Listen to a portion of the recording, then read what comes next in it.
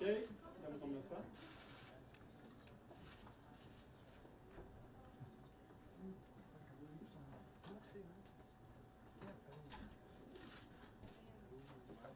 Bem, a finalidade dessa coletiva é nós atualizarmos informações sobre os fatos indesejáveis, graves, lamentáveis, ocorridos ontem na capital do nosso país. Me acompanha o senhor diretor-geral da Polícia Federal, o delegado Andrei, e o senhor diretor-geral da Polícia Rodoviária Federal, doutor Antônio Fernando. Eu, em primeiro lugar, quero afirmar a todos e todas que, graças a Deus, o nosso país caminha para a absoluta normalização institucional com muita velocidade. Hoje, o excelentíssimo presidente da República, Lula, realizou reuniões com os 3 poderes da República, também com os comandantes das Forças Armadas, de modo que tanto no que se refere às instituições civis, quanto no tocante às instituições militares, reina a plena compreensão quanto à importância da proteção da Constituição e da democracia. Então, mais uma vez, podemos afirmar que golpistas, terroristas, criminosos em geral, não obtiveram êxito nos seus intentos de ruptura da lei, da legalidade. Nós estamos tomando providências complementares para que esta tendência ou esta conjuntura mais positiva do que a de ontem se mantenha. Nós recebemos a colaboração de governadores e governadoras de vários estados, aproximadamente 10 estados, que já enviaram contingentes que foram mobilizados por portaria que eu editei ontem, e vou editar outras, para fortalecimento da Força Nacional.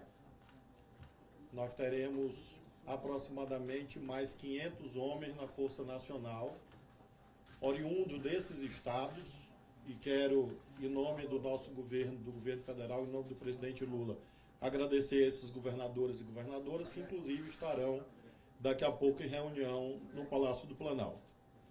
Esse contingente da Força Nacional visa apoiar as providências que nós estamos adotando ao longo dessa semana, sobretudo, como as senhoras e os senhores viram, na proteção à esplanada dos ministérios, Praça dos 3 Poderes, e com isso o contingente da Polícia do Distrito Federal, inclusive, poder retornar às suas funções normais.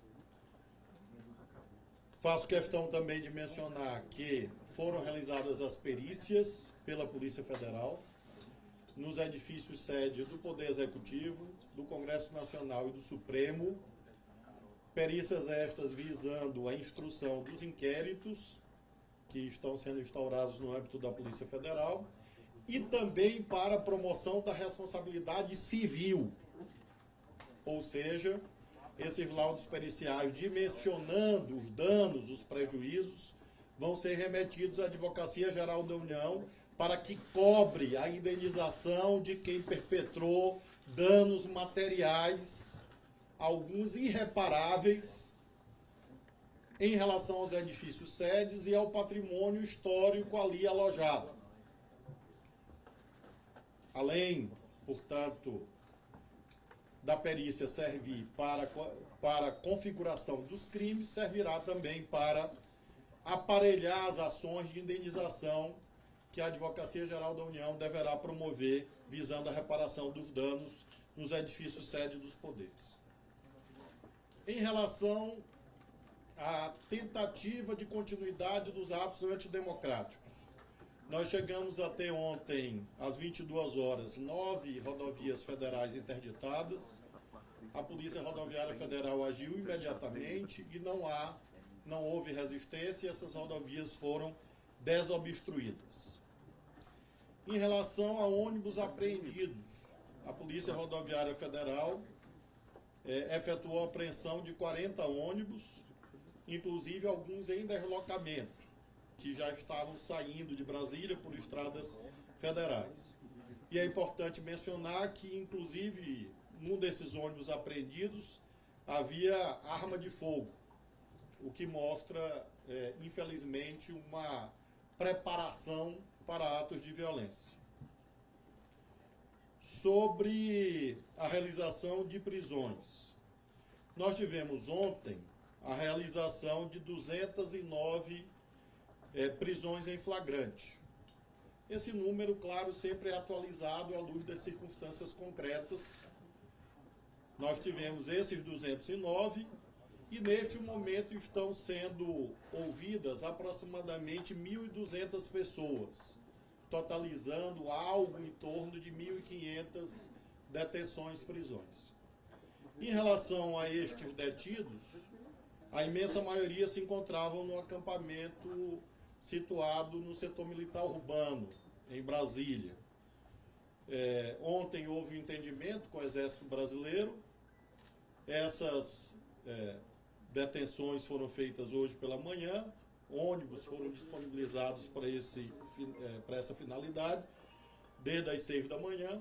O senhor interventor federal, na Secretaria de Segurança do Distrito Federal, comandou pessoalmente essas operações e, nesse momento, as pessoas estão na sede da Academia Nacional de Polícia, sendo ouvidos por 50 equipes de Polícia Judiciária Federal. Então, nós temos 50 equipes que estão identificando essas pessoas, ouvindo, e, claro, o encaminhamento jurídico vai ser feito de acordo com os delegados e o próprio Poder Judiciário. Menciono, finalmente, nessa atualização, que nós abrimos o e-mail denúncia@mj.gov.br, denúncia@mj.gov.br, e esse e-mail visa a que a sociedade colabore, além das investigações que estão sendo feitas. Nós já recebemos 13.000 e-mails até o presente momento, e há uma equipe fazendo a triagem para que a responsabilidade penal vá além daqueles que estiveram presencialmente aqui na esplanada. Ou seja, que cheguemos aos financiadores, aos organizadores. Em relação a isto, claro, a Polícia Federal, com os delegados presidentes dos inquéritos, irão tomar as providências, se for o caso, de solicitar prisões temporárias, prisões preventivas. Nós já temos mandados de prisão expedidos para cumprimento e outros tantos, obviamente, serão solicitados pela Polícia Judiciária da União, pela Polícia Federal. E finalizo com a explicação de que há, às vezes, daqui e da colar, uma visão segundo a qual pessoas que não cometeram crimes foram alcançadas pelas medidas coercitivas. A visão que nós temos, e é esta visão que a Polícia Federal está concretizando, é que nós vivenciamos ontem um conjunto de crimes. Nós temos o crime de golpe de Estado, é esse o nome do Código Penal, para que não haja nenhuma dúvida. Nós vivemos o crime de tentativa de abolição violenta do Estado Democrático de Direito. Tivemos crime de dano, inclusive qualificado, que é patrimônio público, inclusive patrimônio tombado pelo patrimônio histórico. Tivemos associação criminosa, tivemos lesões corporais, inclusive em relação a profissionais de imprensa que foram atacados, e nós queremos nos solidarizar com eles. E este conjunto de crimes faz com que haja, portanto, múltiplas possibilidades de responsabilidade. Quem tiver dúvida, vá ao artigo 29 do Código Penal, que é o artigo que trata do modo como uma pessoa é identificada como coautor ou partícipe de um crime. E, portanto, são esses dispositivos do Código Penal que estão sendo aplicados, associados ao Código de Processo Penal, que define o conceito de prisão em flagrante.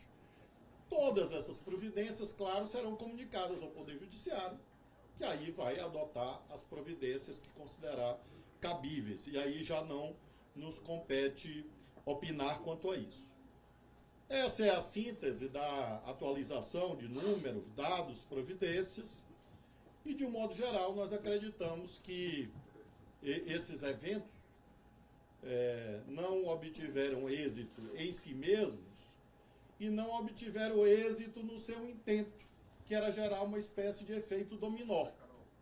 Havia expectativa, aparentemente, de que alguns acreditavam que a partir daqueles eventos simbólicos, da subida da rampa do Congresso, do Supremo e do Planalto, se produzisse um quadro de anomia no Brasil e com isso houvesse uma situação propiciadora de novas aventuras. Isto foi debelado, foi vencido e nós acreditamos que nesse aspecto o pior passou. E por que, senhoras e senhores, sociedade brasileira que nos acompanha, é necessário agir nos termos da lei?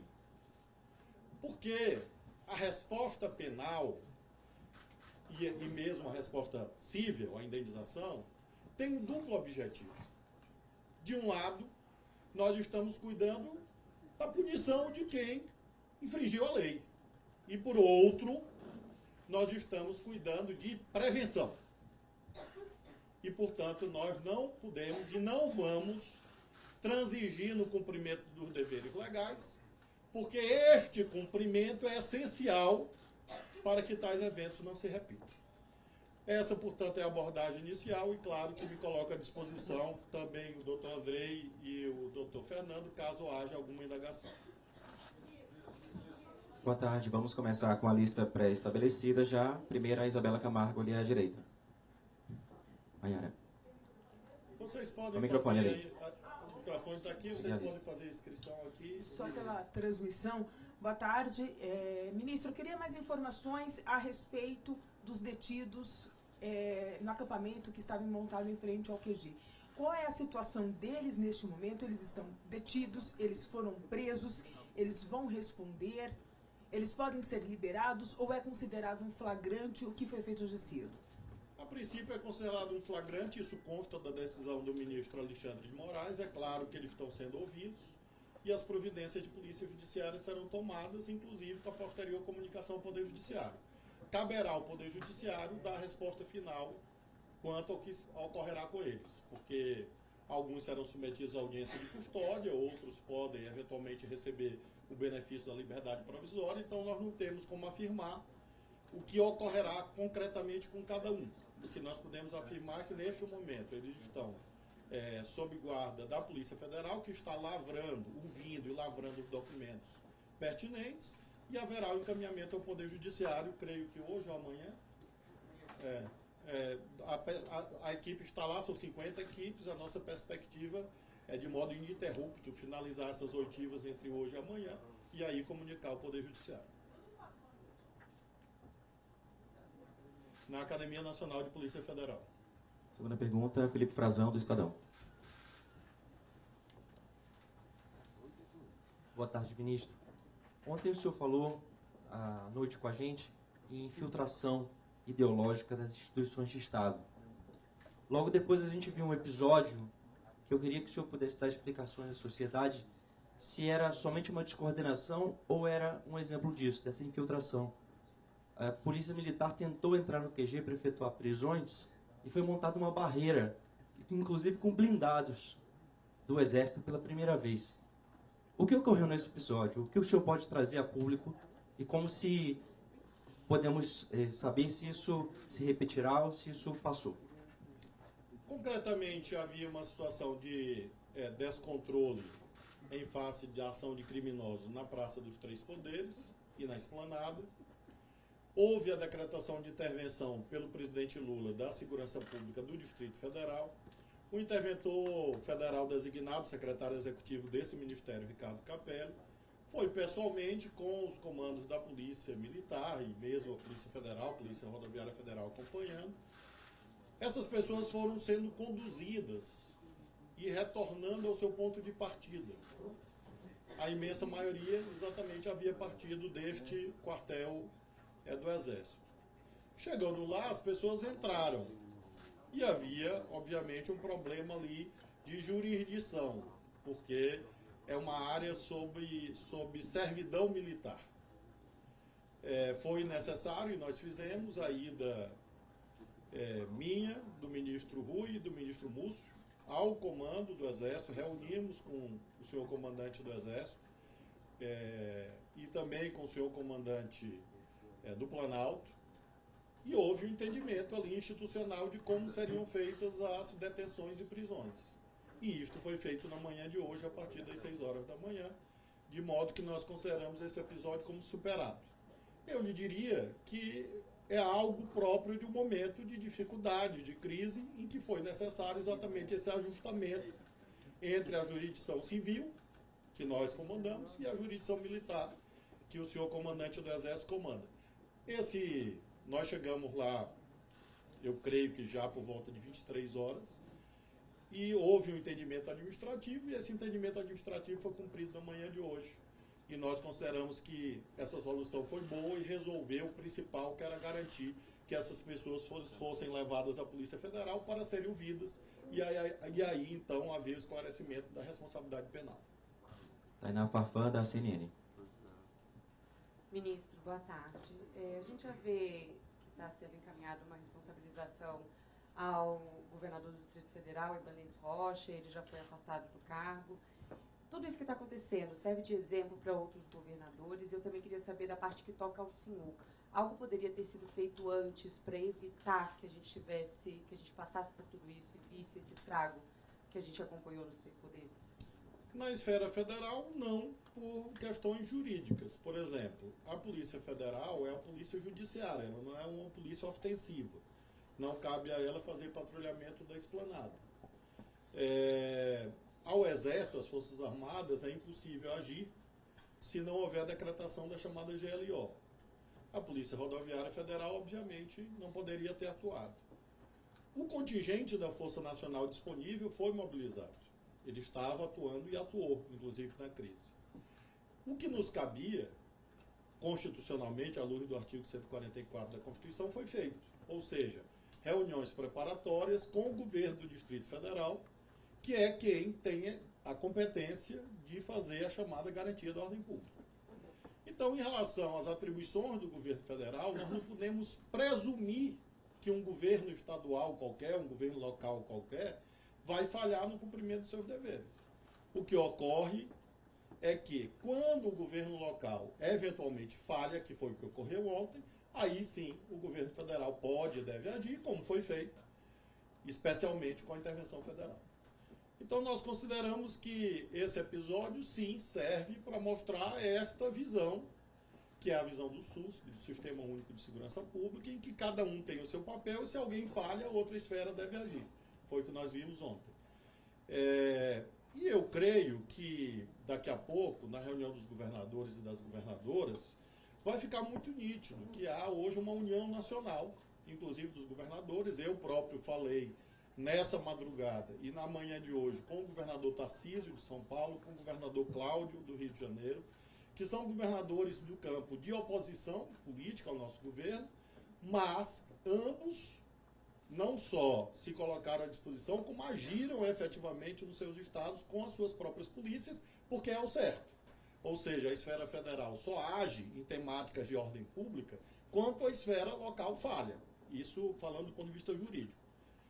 E graças a Deus isso não ocorreu nem em São Paulo, nem no Rio, nem em outro estado, e razão pela qual eu acho que esse episódio é exemplificativo, eu diria, do que deve ser uma boa relação federativa, e eu quero crer que não haverá nenhuma outra situação em que, por exemplo, uma intervenção federal seja necessária. Nós desejamos que isso não ocorra e, inclusive, com a nova situação jurídica no Distrito Federal, é claro que o quanto antes for possível suspender a intervenção federal no DF, nós faremos.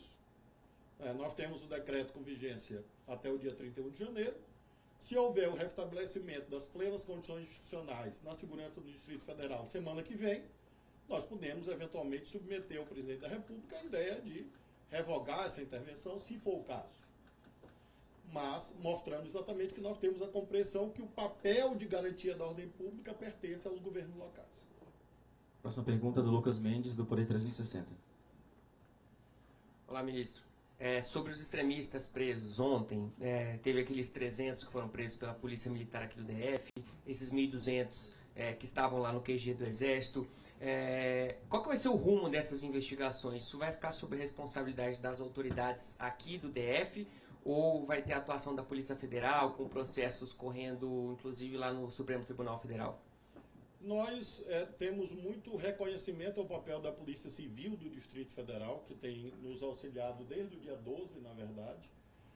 Mas ontem não há dúvida que se cuida de incidência do artigo 109, inciso 4º da Constituição, ou seja, de crimes que afetaram bens da União, bens federais, além de serem crimes políticos, e por isso mesmo, progressivamente, todos os inquéritos migrarão para a condução da Polícia Federal.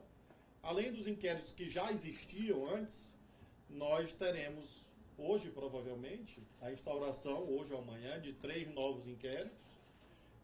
Houve a instauração de um relativo exclusivamente, antes ainda do domingo, relativamente ao Supremo, ataques pretéritos ao Supremo, e agora nós teremos o desdobramento em 3 novos inquéritos, um para os ataques ao Congresso, outro para os ataques ao Palácio do Planalto e outro para os ataques ao Supremo Tribunal Federal. De modo que serão 3 inquéritos conduzidos pela Polícia Federal, e no curso desses inquéritos que haverá a investigação sobre os financiadores, sobre os instigadores, sobre os autores intelectuais, e haverá, como mencionei há pouco, eventualmente novos pedidos. Aí não mais de prisão em flagrante. É importante distinguir e lembrar isso, coisa que as senhoras e os senhores sabem, mas é importante frisar. A situação de flagrância se esgotou. E agora nós estamos tratando de outros 2 tipos de possíveis prisões.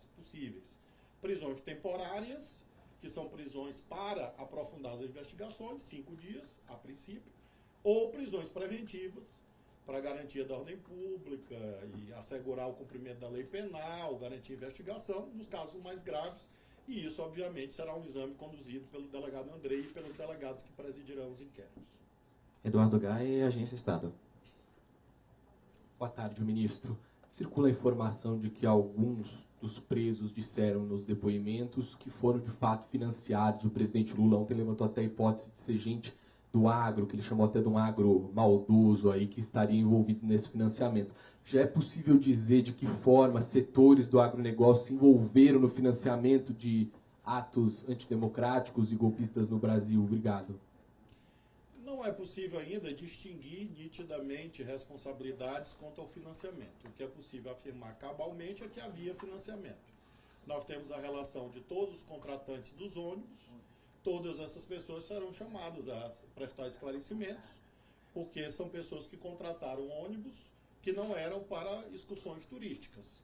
Então, essas pessoas, nós temos a relação, a Polícia Rodoviária Federal forneceu à Polícia Federal, e todos aqueles que contrataram ônibus que vieram a Brasília nesse período serão chamados a prestar esclarecimentos, e esse é o primeiro caminho para primeiro em relação aos ônibus e a esses eventos de domingo, para a identificação dos chamados financiadores. O que eu posso afirmar cabalmente que sim. É claro que alguns daqui e da colar fazem esse tipo de comentário, e eu particularmente prefiro, primeiro, não me intrometer em investigações que competem à Polícia Federal e não ao Ministro da Justiça, e segundo, acho que é precoce, porque pode revelar alguma ideia de generalização. Que há pessoas, infelizmente, como o presidente Lula mencionou, pessoas vinculadas a este segmento econômico que participaram, isso é inequívoco. Mas isso não significa, obviamente, nem o presidente Lula disse isso, uma generalização. O que eu posso acentuar, frisar, realçar, é que seja quem for os financiadores, eles serão chamados à responsabilização penal e civil. Bela Macedo, da TV Record. Peço que levante a mão, por favor. Aqui. Ministro, boa tarde. Eu queria saber se houve alguma falha de comunicação entre as inteligências das corporações ou se houve inação da PM em algum momento que possibilitou essas invasões aos palácios. Nós tivemos a configuração de um quadro em que, anteriormente a esses eventos, havia uma avaliação geral de que eles seriam eventos em que não ocorreriam atos de violência. Esta foi a avaliação, não obstante existente. O delegado Andrei participou de uma reunião nos representando, acho que na quinta ou na sexta-feira, na sexta-feira, e foi firmado um entendimento operacional, e que incluía que pessoas não entrariam na esplanada dos ministérios. E que haveria um bloqueio, à semelhança do que houve em outros momentos. Infelizmente, houve uma avaliação, repito, das autoridades locais, a quem compete zelar pela ordem pública, de que seria possível, na última hora, mudar o planejamento. E esse planejamento foi modificado. E isto ensejou que essas pessoas descessem até próximo ao Congresso Nacional, e em seguida o descontrole que as senhoras e os senhores verificaram. É possível, nesse instante, dizer se foi um erro ou se foi um crime? Não, não é possível. E por vício, ou no caso virtude de formação, eu não posso, eu sou a última pessoa no meio desse processo que posso emitir juízos de valor precipitados. Então eu faço questão de dizer, objetivamente, o planejamento estava errado à vista da situação.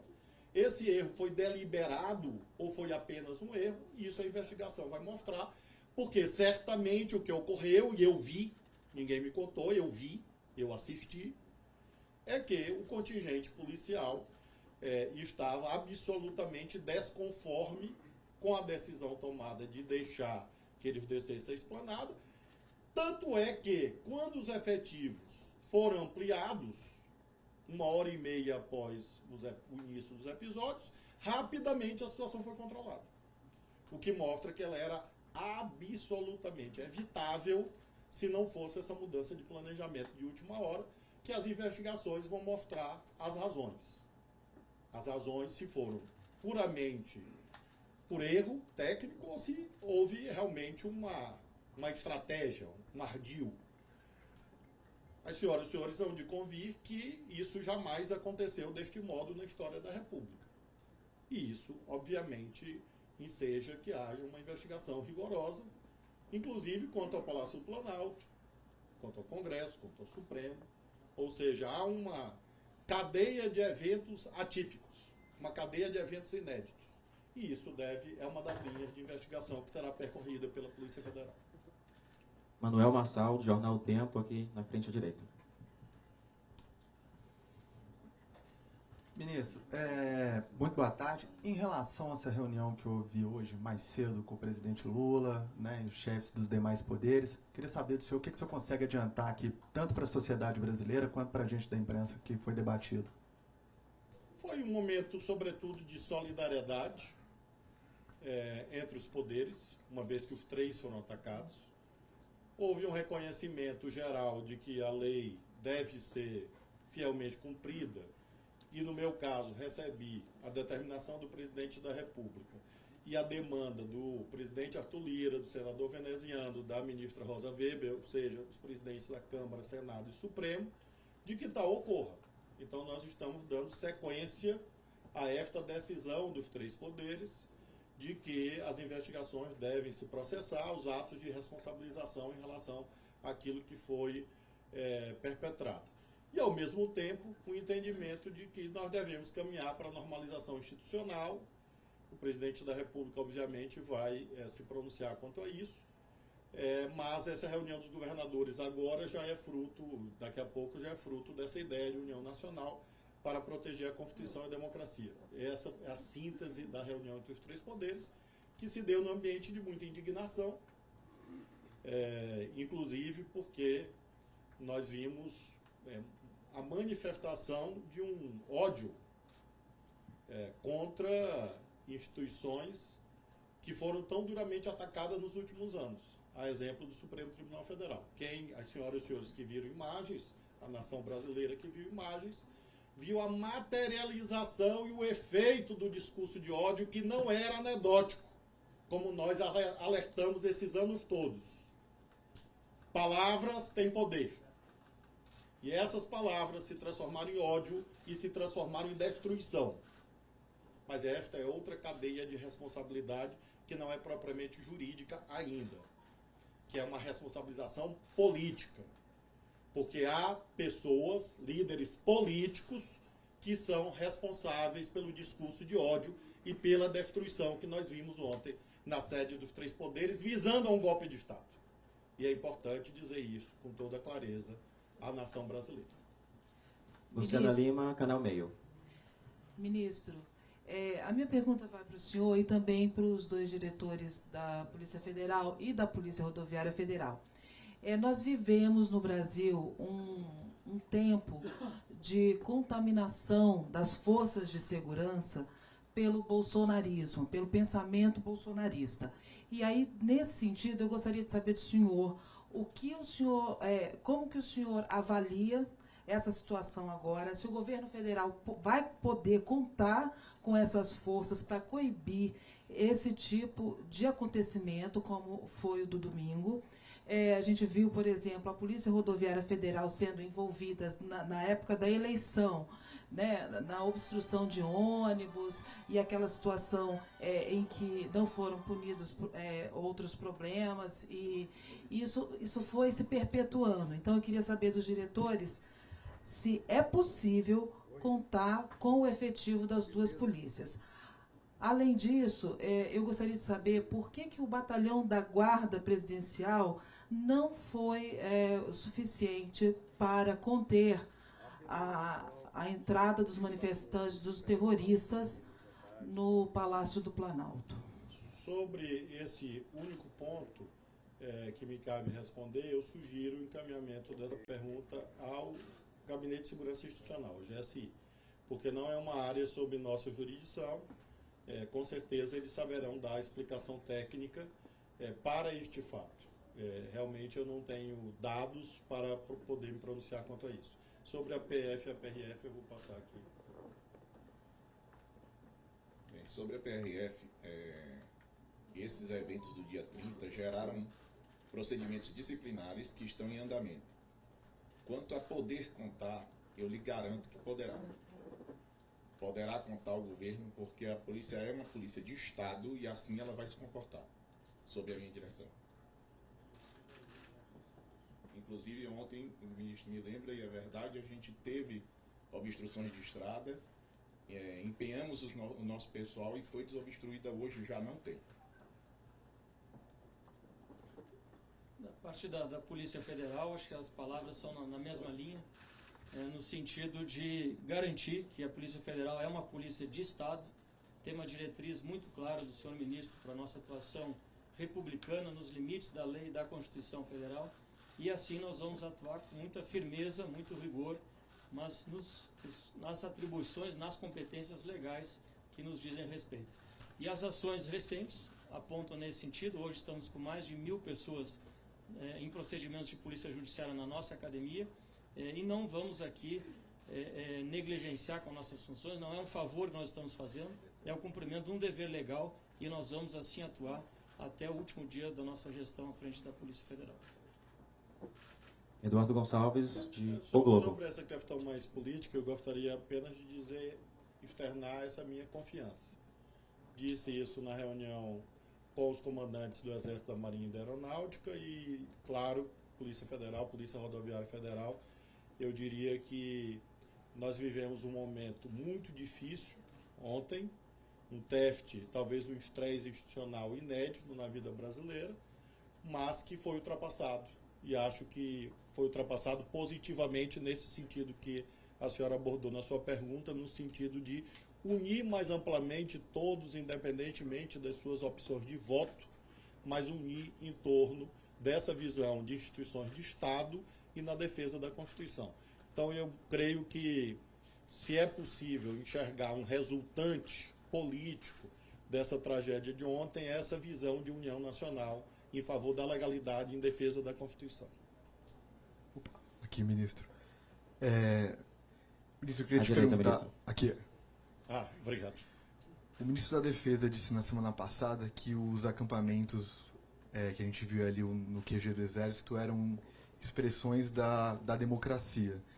Queria saber se o senhor, à luz do que aconteceu ontem, e o senhor já vinha alertando que esses acampamentos deveriam até ter sido desmontados antes do segundo turno, se o senhor considera essa declaração dele equivocada, enfim, queria saber a sua opinião sobre essas declarações que influenciou no fato desses acampamentos continuarem, e a gente ter visto esses atos de ontem. E aproveitando, queria saber a que líderes políticos o senhor se refere quando diz que esse discurso de ódio se materializou nos atos aí que a gente viu ontem na Praça dos Três Poderes. Volto a frisar que me refiro à responsabilidade política, uma vez que eu não tenho elementos para avançar em relação a qualquer esfera de responsabilidade jurídica. Mas numa análise política é óbvio. O senhor sabe, toda a nação brasileira sabe, que durante esses anos todos, o ex-presidente da República, Jair Bolsonaro, e todos aqueles que o seguem, por exemplo, dirigiram frequentes ataques contra o Supremo. E é nesse sentido que eu digo que palavras têm poder, principalmente quando é a palavra de um presidente da República. Um presidente da República exerce poderes materiais, fáticos, mas exerce também poderes simbólicos, entre os quais a força da palavra. E o que nós vimos isso foi que esse discurso frequente nas redes sociais ganhou pernas, braços, pedras, tiros, bombas, exatamente ontem. Então, é como se fosse a migração do universo do ódio das redes sociais para a vida material. E o resultado não é bom. Assim como nas redes sociais não é bom, vimos ontem que não é bom. E Deus abençoou ontem o Brasil, porque nós não tivemos nenhum morto. Apesar da irresponsabilidade criminosa de quem instigou, financiou e praticou. Bênção de Deus sobre o Brasil. Nós vivemos ontem o Capitólio brasileiro, com uma diferença. Duas. A primeira, não houve óbitos. E segundo, tem mais presos aqui do que lá. E com muita velocidade. O que mostra que as instituições sobreviveram a esse estresse a que foram submetidas. Mas não tenham dúvida que nós vivemos ontem o Capitólio brasileiro. E nós conseguimos mostrar uma resposta que deve fazer com que os que têm fé como eu agradeçam a Deus e que a nação se orgulhe das suas instituições porque resistiram a este vil ataque. Ataque político. É a isto que eu me refiro. Em relação ao ministro Zé Múcio, eu quero fazer aqui uma veemente defesa da correção, da lealdade, da sinceridade do ministro Múcio ao comandar uma das áreas mais difíceis do governo. Difícil pelas circunstâncias e pela história brasileira. E o ministro Zé Múcio optou por um caminho de diálogo com as instituições militares. E ele não pode ser condenado por isto, na minha ótica. O resultado, depois, pode levar a julgamentos precipitados. Eu prefiro acreditar que o ministro Múcio, nas condições difíceis em que ele atua, fez o máximo com sinceridade e com lealdade. E o fato, senhoras e senhores, é que as Forças Armadas brasileiras, até aqui, se mantiveram fiéis à legalidade democrática. E isto é um evento que deve também ser saudado e homenageado pelos democratas no nosso país. E esse foi o espírito da reunião com os comandantes. Então, de um modo geral, eu diria que o pior passou. E cabe às senhoras e senhores, claro, e à nação brasileira fazer os seus julgamentos políticos. Mas a minha visão não é nesse sentido de martirização do ministro Múcio como sendo o grande vilão desse processo. Eu não compartilho dessa visão e tenho, ao contrário, solidariedade ao ministro Múcio, o que não significa concordância integral com as opiniões dele. Porque, obviamente, as pessoas são diferentes e montar uma equipe de governo é como qualquer instância da vida, em que há diversidade e a pluralidade. Mas eu acho que não pode ser posta em dúvida a sinceridade, a lealdade e a correção do ministro Múcio. Ariane Bittencourt, TV Record, Record News, ali à direita, ministro. Boa tarde a todos. Ministro, queria insistir na questão das pessoas que estavam no quartel-general do Exército. O senhor disse que boa parte dos detidos ontem estavam acampados, que agora essas pessoas, inclusive, que foram removidas do acampamento, foram para a academia da PF. Agora, o que eu queria entender é quais são os próximos procedimentos. Se existe respaldo legal para que essas pessoas sejam ou se mantenham detidas e se existe um preparo por parte do governo federal para um risco de novas mobilizações, de novos acampamentos serem montados, não só aqui em Brasília, mas também em outros estados. Em relação à situação política, nós acreditamos que essa união entre os poderes, com as instituições militares e os governadores, tudo isso se traduzindo em 3 reuniões no dia de hoje, 2 que já ocorreram e uma que ocorrerá, é suficiente para debelar novos riscos imediatos.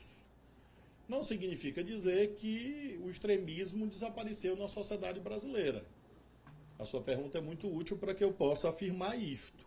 Infelizmente, nenhum de nós pode vaticinar, cravar e afirmar cabalmente que o extremismo foi varrido. O que nós podemos dizer, sim, é que o extremismo foi mais uma vez derrotado. E ele, de algum modo, ficará por aí latente, e nós esperamos que ele progressivamente se conforme aos trilhos da legalidade e as pessoas esperem a eleição de 2026, quando poderão votar em quem eles quiserem. E nós vamos, portanto, manter, como disse, a própria determinação do presidente da República de apuração visa exatamente prevenir novos eventos, porque haver consequências legais é uma prevenção em relação ao que foi cometido. A sua outra pergunta é sobre a situação das pessoas que estão na Polícia Federal. Veja, nós temos 50 equipes lá ouvindo as pessoas.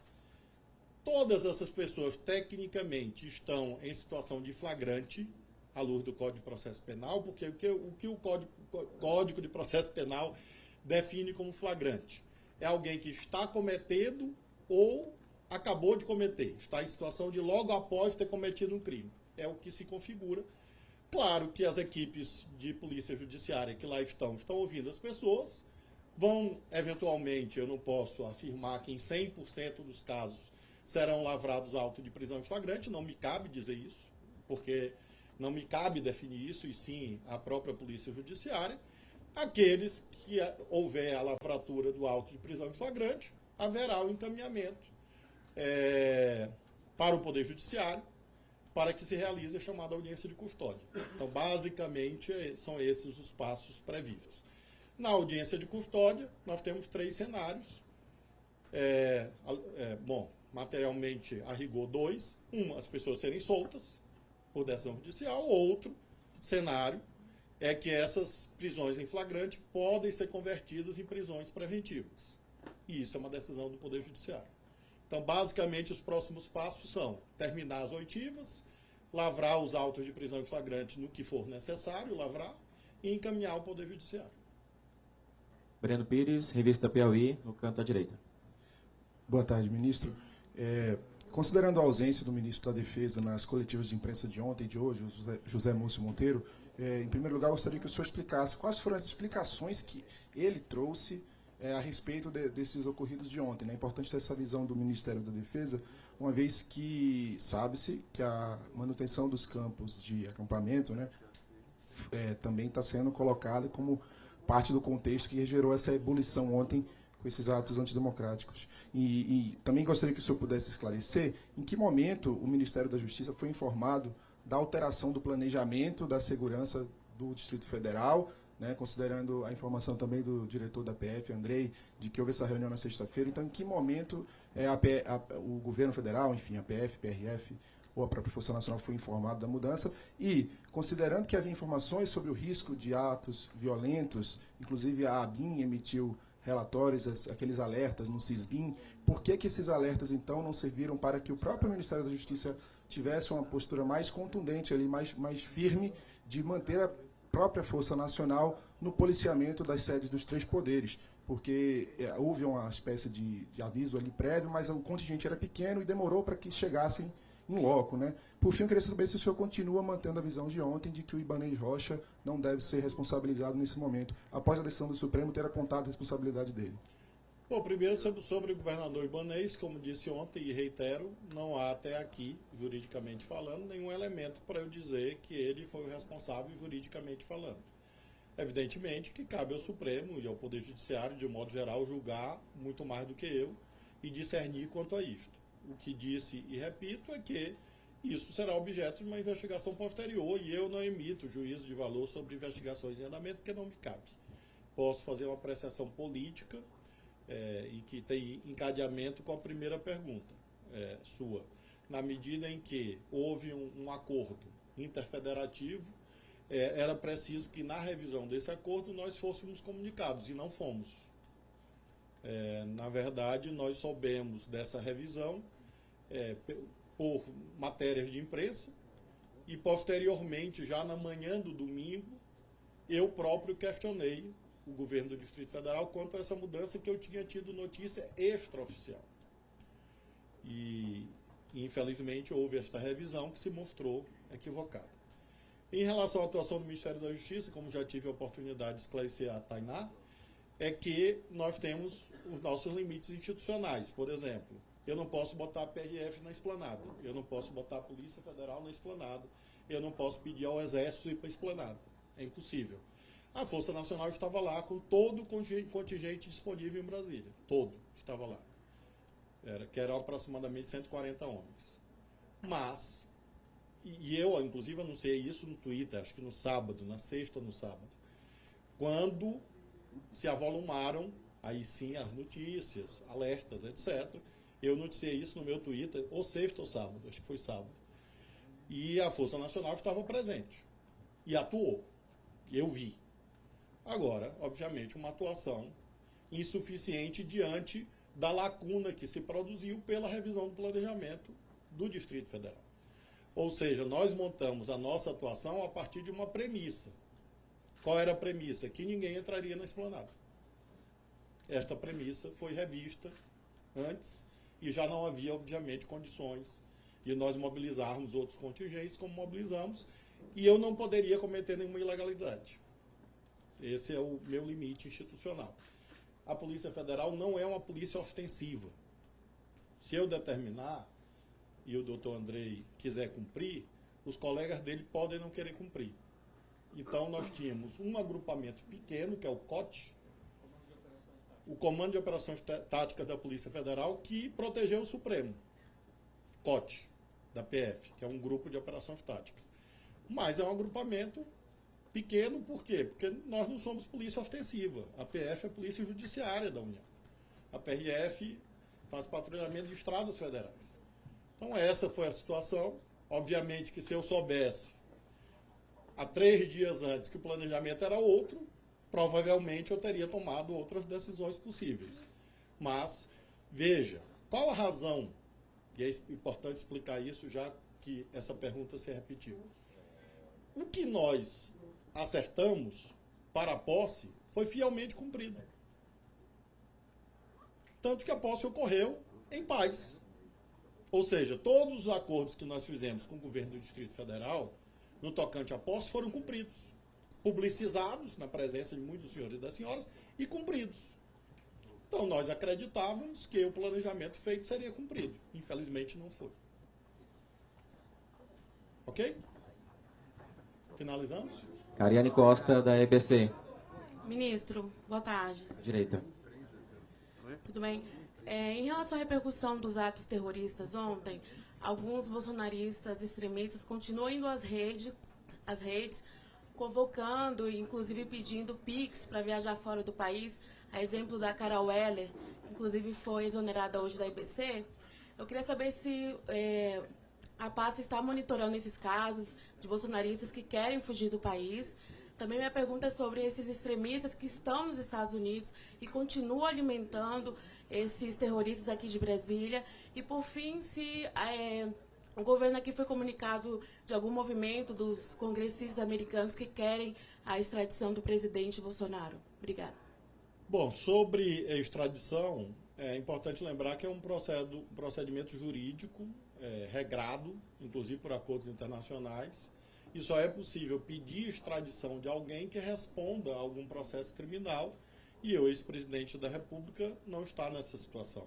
Então, tecnicamente possível, neste momento, nós não temos nenhum elemento para solicitar extradição do presidente Bolsonaro. É claro Mas que não estaria descartados? Como tese, não, porque na vida tudo é possível, mas em relação a decisões do governo dos Estados Unidos, aí é a soberania deles, né? Eles podem avaliar a conveniência de permanência de um cidadão no seu território. mas é uma decisão soberana do governo dos Estados Unidos que não nos cabe nos imiscuir. Há, sim, pedidos de extradição em relação a pessoas, sim, que já têm ordem de prisão, e nós temos acompanhado a tramitação nos Estados Unidos desses pedidos extradicionais, né? Nós temos alguns casos que são muito conhecidos. Aí sim a extradição é possível, já foi requerido, inclusive, e tramita perante as instituições dos Estados Unidos. Não, são eventos anteriores. Tem relação, digamos, remota, eu diria, mas não próxima. A senhora fez... Bom, e sobre o monitoramento, sim, está sendo feito... Sim, está sendo feita análise de todas as situações que têm relação com os atos terroristas e antidemocráticos que estiveram presentes, proclamaram, defenderam, enfim.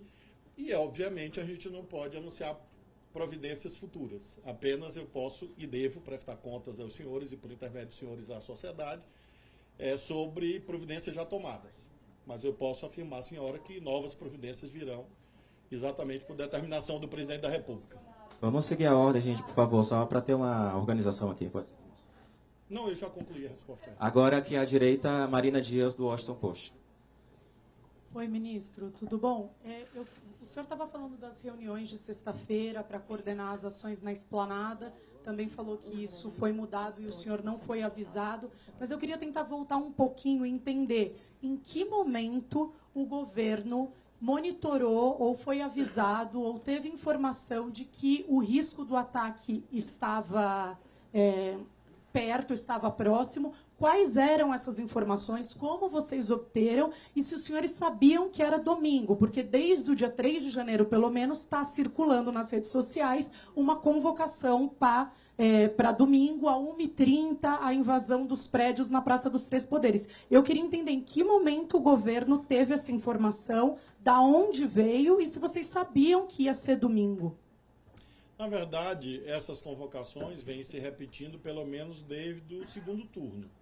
As senhoras e os senhores são testemunhas já de dezenas dessas convocações para dezenas de eventos em vários momentos. E nós tivemos, inclusive, algumas dessas convocações frustradas, ou seja, que não houve a realização de atos, como nesse momento, inclusive. Se a senhora entrar na rede social, a senhora vai encontrar centenas de cards chamando as pessoas para fechar estradas, para fechar refinarias, para fechar distribuidoras, e nada disso está ocorrendo. Então, nós não podemos nos guiar apenas por postagens na internet. É claro que havia essa visão sobre as postagens na internet, e por isso houve o planejamento que foi feito com o Distrito Federal, como foi feito para a posse presidencial. Para a posse presidencial, esse planejamento se revelou eficaz, como nós sabemos. Infelizmente, neste caso, pelos eventos que eu já descrevi, esse planejamento teve a quebra de um pilar, de um dos pilares. A senhora poderia, e todos que nos acompanham, a estas alturas podem se indagar. Essa sequência de fatos atípicos derivou de que exatamente? É isso que a investigação vai mostrar. Na semana do evento, tanto que eu falei com o governador Ibanez, tanto que nós falamos com a equipe do GDF, tanto que o doutor Anderson foi lá reunir com eles, tanto que houve a mobilização da Força Nacional e assim sucessivamente, dentro do planejamento que foi celebrado na sexta-feira. Então, nós tínhamos a visão de que poderia ocorrer alguma coisa. E o planejamento foi feito. Infelizmente, um elemento fundamental do planejamento não foi cumprido. E eu repito, eu vi da janela do Ministério da Justiça que o contingente policial não era o que havia sido combinado. Pessoal, por favor, só para a gente ter uma organização. Era o que nós tínhamos naquele momento. A Força Nacional é composta por 300 homens. E nós temos aqui em Brasília, nesse momento, 140. Por quê? Porque estão em missões. Todos estavam na Esplanada. Quer dizer, estavam na Praça dos Três Poderes. E agiram, além do COT da PF. Essa é uma questão que vai ser objeto de apuração no âmbito do GSI. Porque É óbvio que o Exército Brasileiro tem as suas atribuições, entre as quais a proteção dos palácios presidenciais: Planalto, Alvorada, Jaburu e Granja do Torto. Esses 4 palácios estão permanentemente sob proteção do Exército. Aí eu sugiro que, em outro momento, o GSI seja demandado. Eu não posso responder pelo GSI, porque nós não participamos disso. Não nos cabe. Mais 3 perguntas aqui, ministro. A Júlio Mosquera, TV Globo. Boa tarde, ministro. Boa tarde a todos. Primeiro, ministro, eu gostaria de saber, o senhor falou que alguns mandados de prisão foram expedidos. Eu gostaria que o senhor poderia dizer quantos e se eles envolvem os financiadores, todo esse processo. Aliás, eu gostaria que o senhor detalhasse um pouco mais como é que está sendo feito esse trabalho. Há muito tempo os financiadores vêm agindo, todos sabem disso, eles são fundamentais para manter essa cadeia viva e eles são os grandes responsáveis pelo que aconteceu ontem. E queria também que o senhor me dissesse se existe algum trabalho ou se o interventor está pensando em fazer a substituição do comando da Polícia Militar e da Polícia Civil aqui.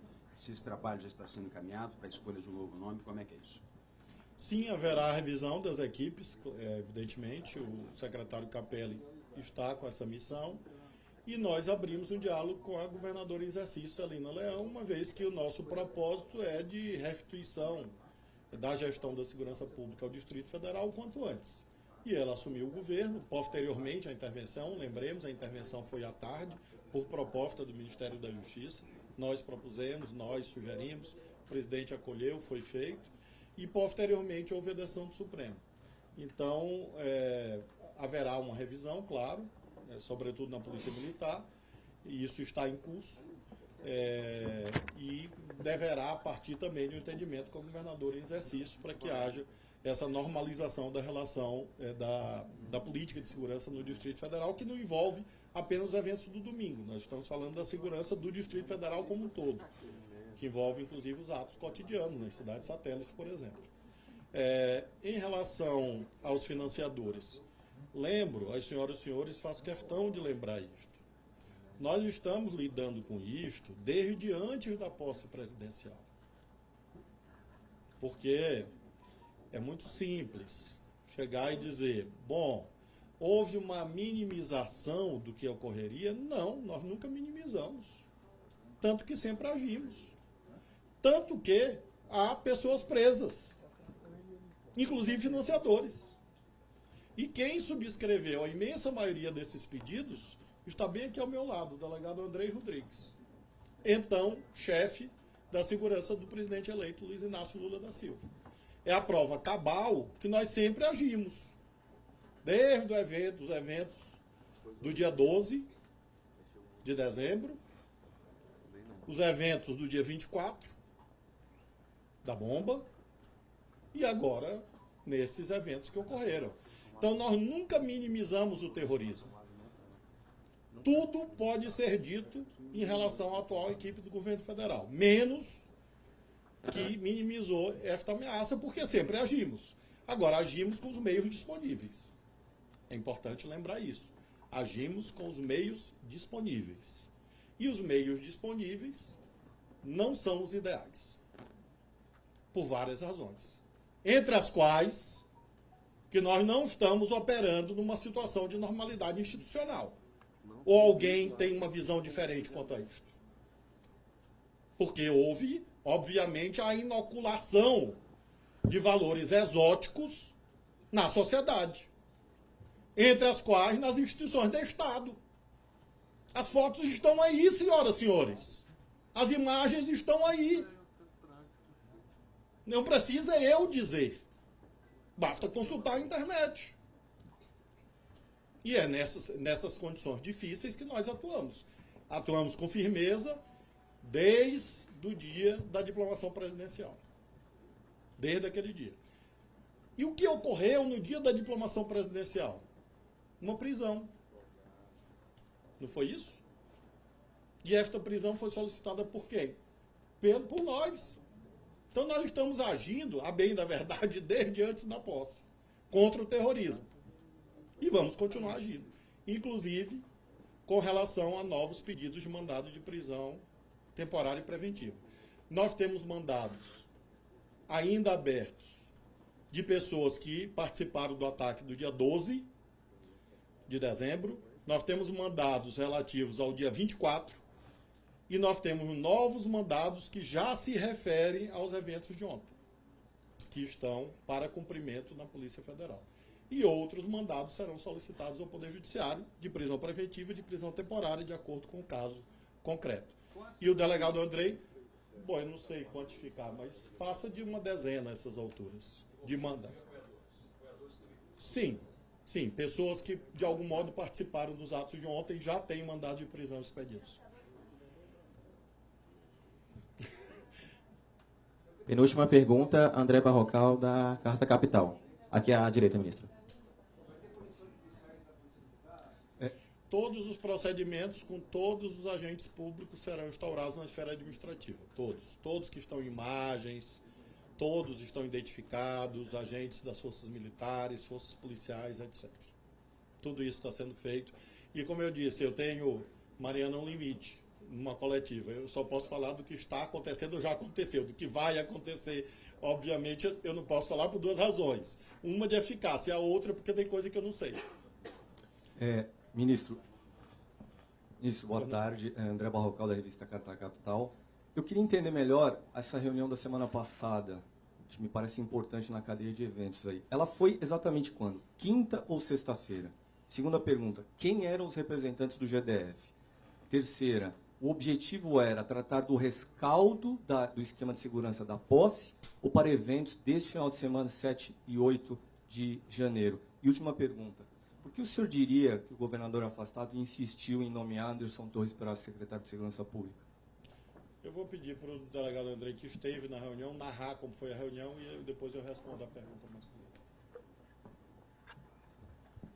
concreta. Essa reunião foi na sexta-feira. No sábado eu tive um novo encontro com o secretário de Segurança, subsecretário de Operações, representante do comandante-geral da Polícia Militar, diretor-geral da Polícia Civil, lá no Centro Integrado de Operações da Secretaria de Segurança, onde então o planejamento que o ministro já comentou foi apresentado nas condições semelhantes àquelas postas para a cerimônia de posse do presidente no dia 1º de janeiro, o que nos dava tranquilidade e segurança de que tudo transcorreria dentro da normalidade, haja vista, né, o êxito da operação da posse. Então esses são os detalhes dessa reunião.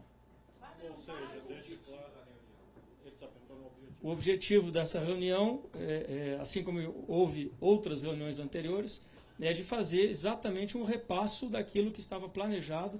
Cada agência que ali estava representada, bombeiros também, Detran, poder identificar no planejamento global qual é o seu papel, qual é a sua atuação no contexto da operação. Então, nós, Polícia Judiciária, Polícia Militar, policiamento ostensivo, bombeiros com SAMU, com assistência, o trânsito da Detran regulando o trânsito, enfim, cada instituição cumprindo o seu papel institucional e legal. Então esse era o objetivo. Ele quer saber se era para o planejamento do domingo. Isso que a gente quer saber. Planejamento do domingo, exato. Vocês já tinham algo no radar que indicava... Eu acho que o ministro já comentou sobre isso, né, e as redes sociais já falavam por si sobre isso. A intenção já de protestos, de manifestações e vamos tomar Brasília, vamos avançar em Brasília, ou seja, o que já apontava a necessidade e por isso a reunião operacional para identificar que de fato estávamos seguros do papel e do que cada instituição iria fazer naquela operação de domingo. Um minutinho. Só agora aqui, por favor, a última pergunta. Perdão. Bom, sobre o Dr. Anderson, agora ex-secretário de Segurança do Distrito Federal, todas as senhoras e os senhores viram as condições em que houve tal recondução.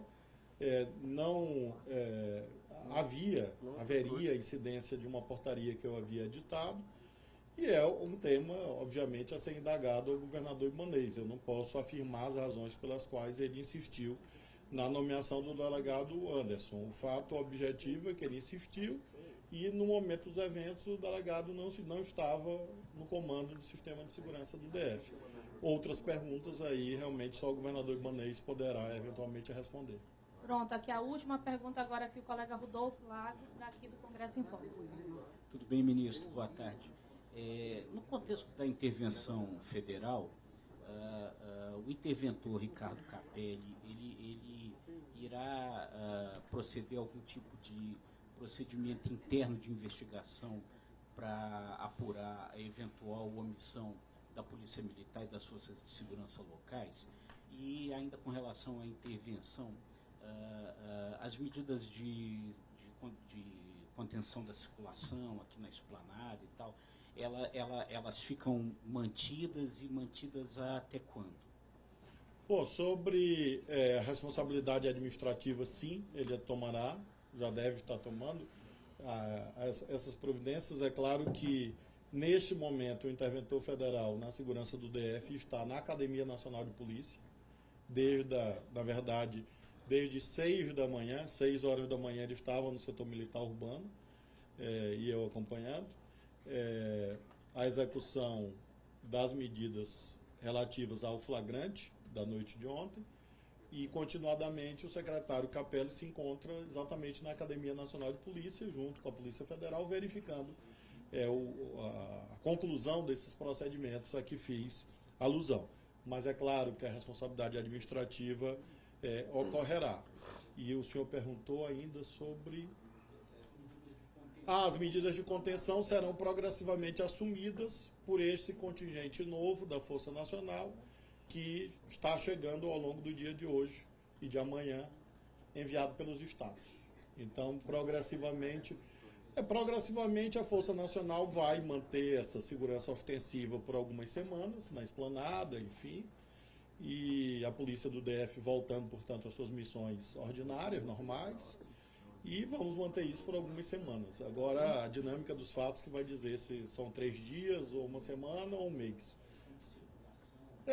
A ideia, não houve ainda a remoção dos danos, porque há perícias em curso, né? E as provas periciais, e fotos, enfim, mas logo tudo isso vai ser restabelecido, e o desejo, o secretário Capelli vai anunciar isso, é restabelecer o quanto antes o tráfego na esplanada. Pronto, muito obrigada. Senhoras e senhores, muito obrigado, viu? Boa tarde a todos e todas. Só um minutinho aqui e aguardar o Vinícius sair da... Não tem. Dativo.